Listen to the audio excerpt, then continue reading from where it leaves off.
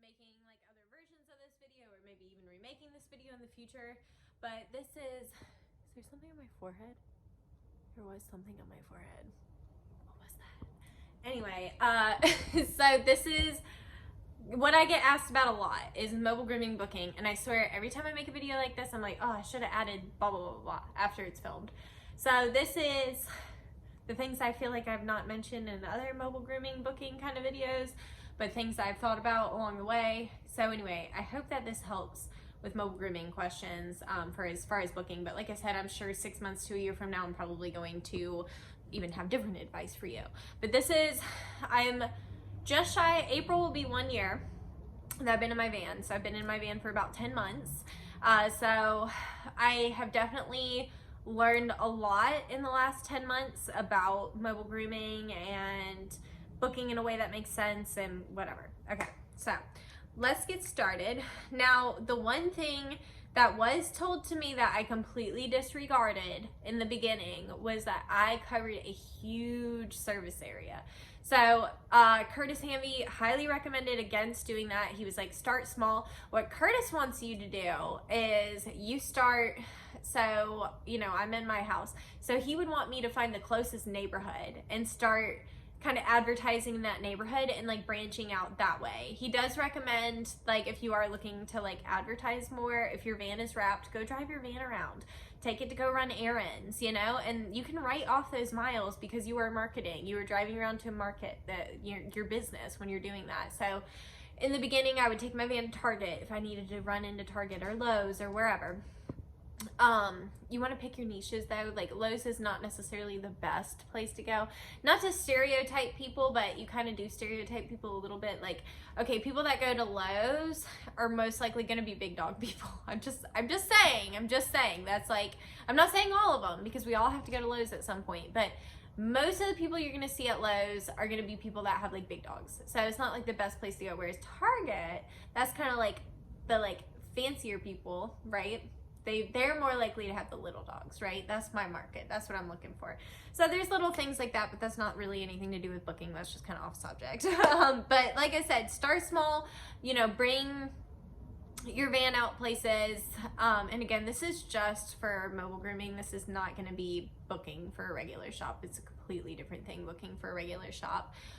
But with mobile, like I said, don't think that you need to cover this huge area to make sure you have enough clients, because that's what I did. I was like, oh my god, if I don't take like every client, then I'm gonna go out of business, is like my mindset on it.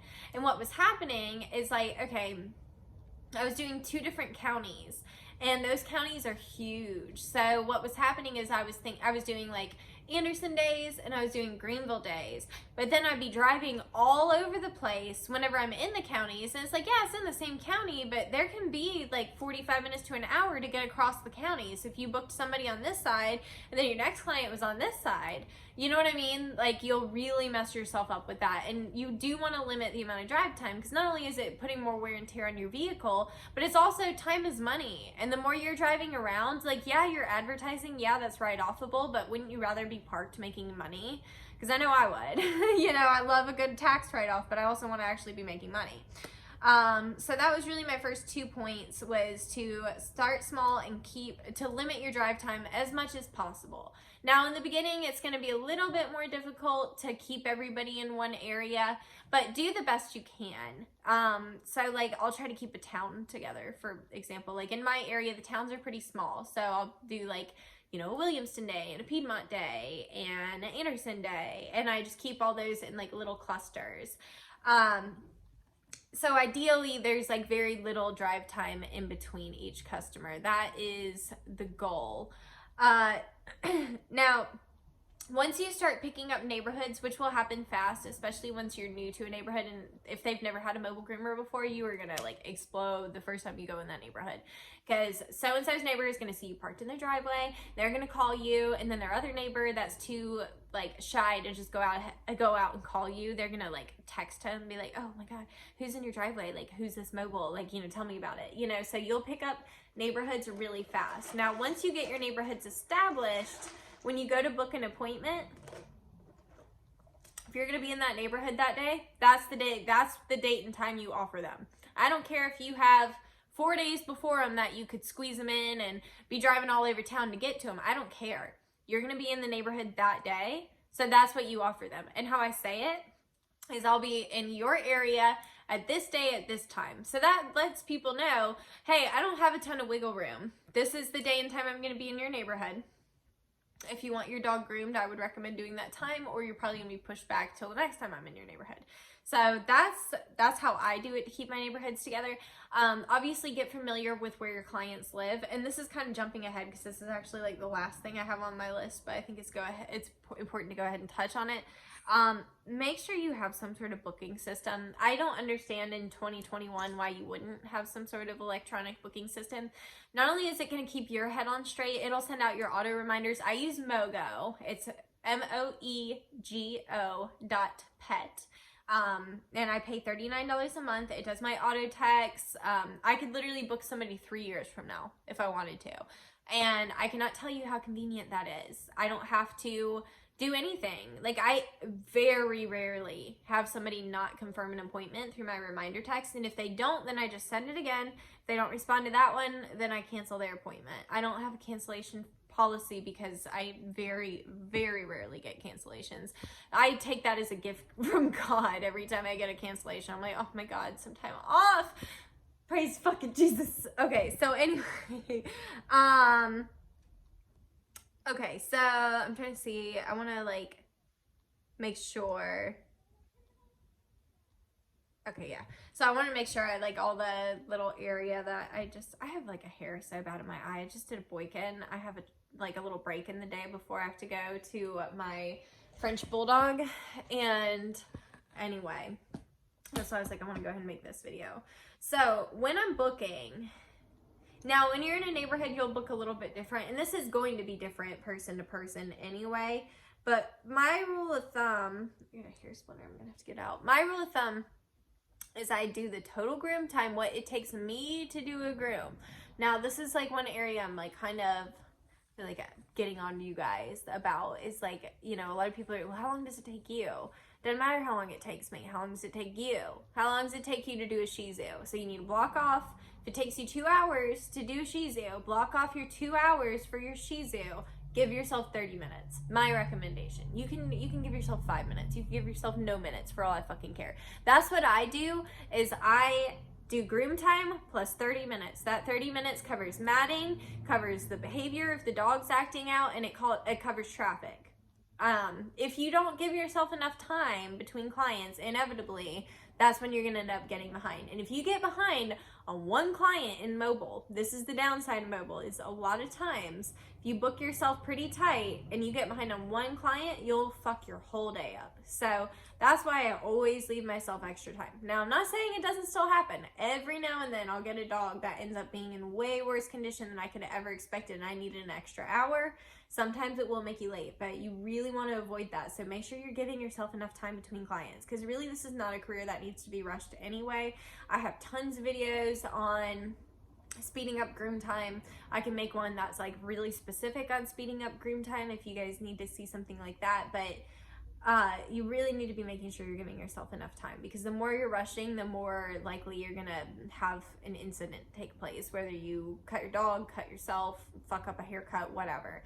Rushing is just not a good thing to do, especially in general, I'd say in life. I really advise against rushing unless, like, you know, somebody's dying or something. Obviously, there's a few instances where it's important to rush, but like 9 times out of 10, I think we rush ourselves like for no fucking reason, right? So, like I said, give yourself enough time to do the groom plus 30 is my recommendation. You can do plus an hour. If you, like in the beginning, that's what I did. I added like an hour in between clients. And honestly, I really needed that hour to just, because I was still kind of figuring everything out. So in the beginning, it might be better to do groom time plus an hour, do less dogs in a day, or work longer day, whatever you want to do. That's just my recommendation.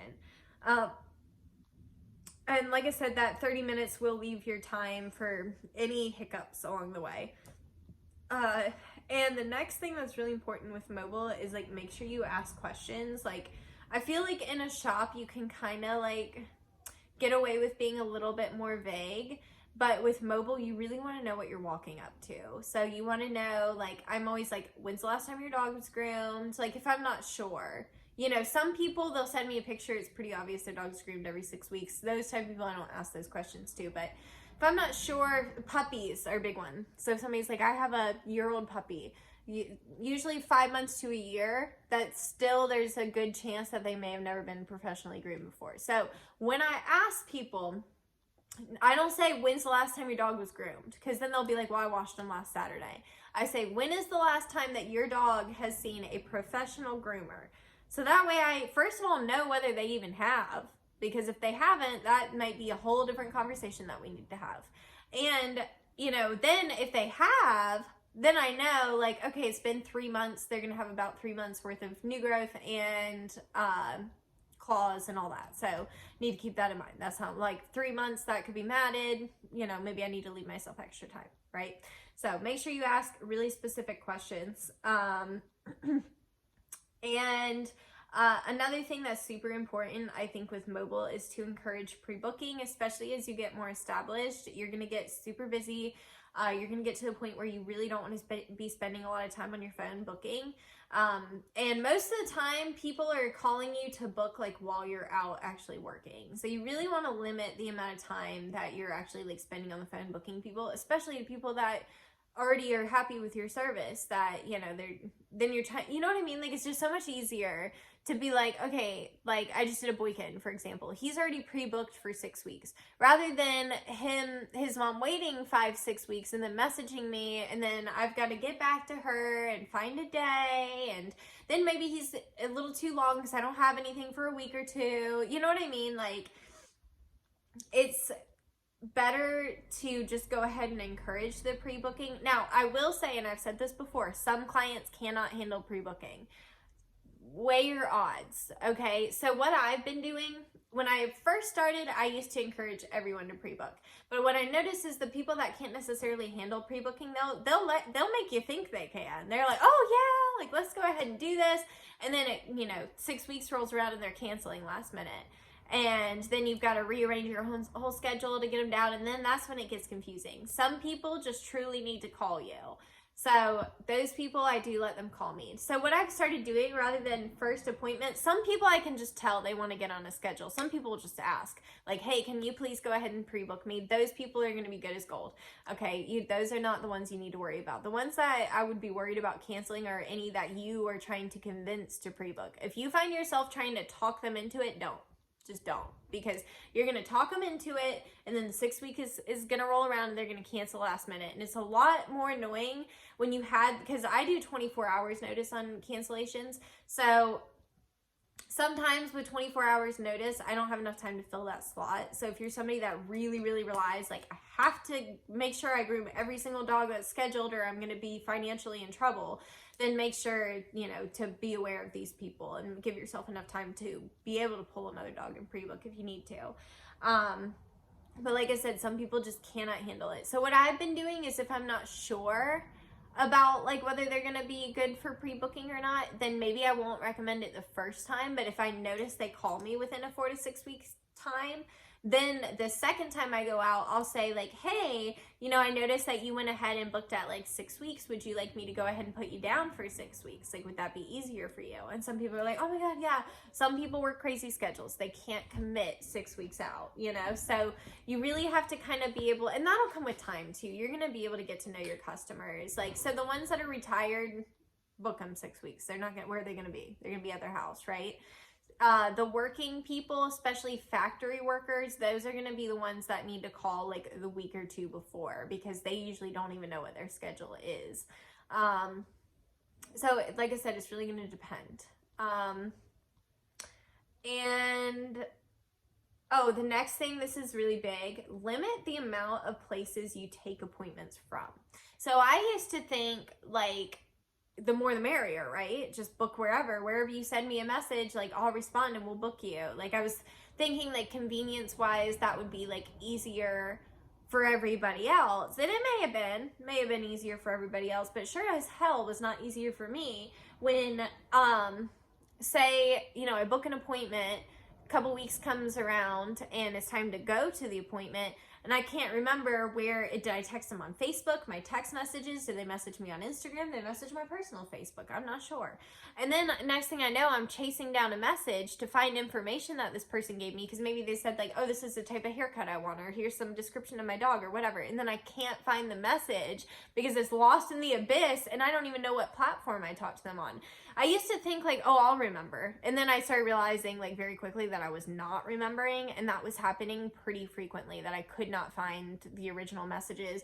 Then I was having to ask people to tell me things again that they had already told me, which to me feels really unprofessional. Like, they already told me this, they're expecting that I remember, right? And I didn't remember. Like, I have no idea. Like, and I couldn't pull the messages to refer back to. So it's, for me, to book an appointment, they can message my business page, they can text my phone, or they can message me on Instagram. Very few clients message me on Instagram. Instagram's mainly for my groomers. But they can message me there if they want to. So those are my 3 places for that. Now, when it comes to like you guys, you groomers that follow me, I send all you guys, if you have any questions or whatever, and this is for you right now listening, if you have a question about this video, message me on Instagram. I don't always respond to YouTube comments. Sometimes I'll be in a mood and I'm like, you know what, I'll message it, or I'll comment back to a few people, but 9 times out of 10, I don't respond on YouTube. Like, you just get a different audience over here. So if you have a genuine question about anything to do with grooming, message my Instagram. It's at Grooms by Janine, just how it is here, okay? Super easy. So yeah, limit the platforms where you take appointments from. Sometimes more the merrier is not better. Oh, and I have a Google phone number too that I was using for a while. So I had like 4 or 5 different places that people could message me and book appointments. It was so overwhelming. So better to stay organized, limit the amount of places where you've got messages coming in. It just makes your life so much easier. Okay. And let's see. Oh, the next thing is to have like a prepared response. So mine is for, we're going to say Cocker Spaniel, right? So if somebody messaged me and they said, I have a Cocker Spaniel that needs a haircut, I'll say, great. So for a Cocker Spaniel haircut, bath, nails, ear cleaning, anal glands upon request, and bows and accessories, it would be $95. And that also includes me coming out in the van. My van is fully self-sufficient with its own power and water. So all I need is your dog, right? So that answers like most of the questions they're gonna have. So, because most of the people around here think that you need to plug up to like their electricity and water to be able to groom their dogs. So I go ahead and say my van is fully self-sufficient. I just need your dog and somewhere to park, and then I'm good to go, right? So that's my prepared response, but you can make yours whatever you want. So what do you find yourself saying to every single client regardless? Whatever that is, write it down, and that's your auto response. You can set auto responses on Facebook and Instagram and all that.